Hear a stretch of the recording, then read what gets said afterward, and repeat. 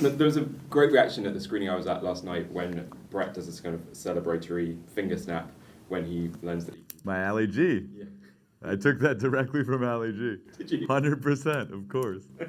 Well, it got a cheer and some applause. Oh, nice. Yeah.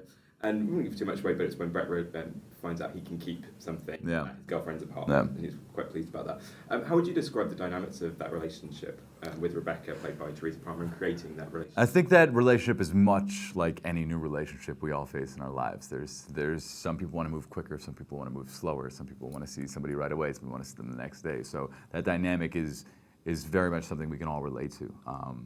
And creating it with Teresa was really fun. We get to know each other really well offset, so we could bring some of that intimacy to the set and make the relationship more real. So it is exciting. After, we didn't shoot totally in order, but our first day up was the first time you see us together when he's trying to get in there, and then to eventually get to that part where he is allowed to keep something at our house and spend time there. It's a relief, And it's refreshing to see it that way around, that it's the guy that wants to take Of course. things a bit further.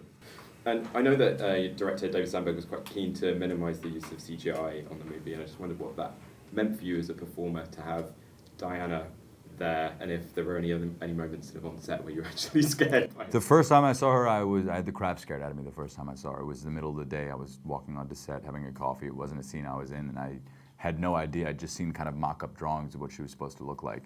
It was terrifying. And it made the job easier for us to have her in front of us. Clearly, we weren't just looking at a screen and something, pretend swipes you and you swing your head in one direction. I had somebody swiping me and hitting me in the head, and it went in one direction. It was more fun, and it was scarier seeing her.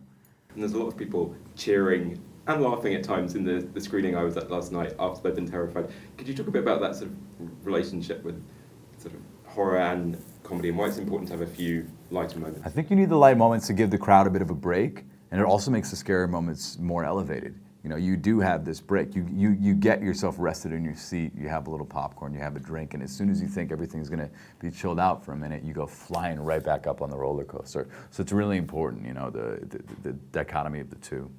You must have had some quite intense days at work making this film. How did you sort of go about shaking that off at the end of each day? Massages, massages, and good night's sleep, and then just waking up and coming right back. A lot of those big kind of stunt weird ones were done like really, really late at night. I think the one where you see me get pulled up, we did it like 3 or 4 in the morning. So like I was exhausted. I was getting pulled all over the place. I was like went home and just passed out and went back to work the next day. So it was a lot of sleeping. It was a lot of sleeping when we were done. And how much of a horror fan are you personally? Massive. Which have made the biggest impact on you over the years, or even more recent ones?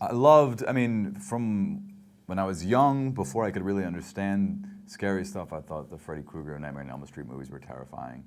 When I got into my own and picking movies that I loved, Silence of the Lambs to me was like the most terrifying movie I'd ever seen.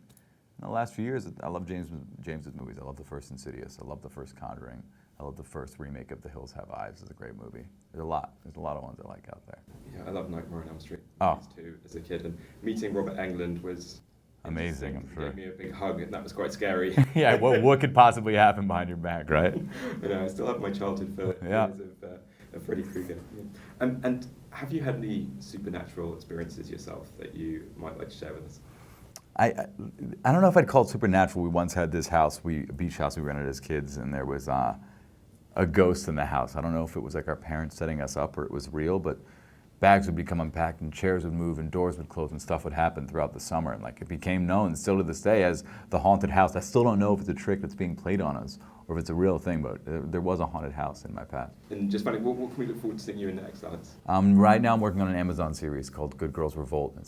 It's quite a departure from Lights Out. I play a Vietnam vet in 1969, 1970, struggling with PTSD before it was PTSD. So very different from this, but something new and exciting. Alex DiPersia, thanks very much. Yeah, thanks so much. I appreciate it. Ladies and gentlemen, you're watching Hey You Guys! Hey You Guys, huh? Hey You Guys. Is that from the Goonies? It is indeed, yes. Nice. Hey!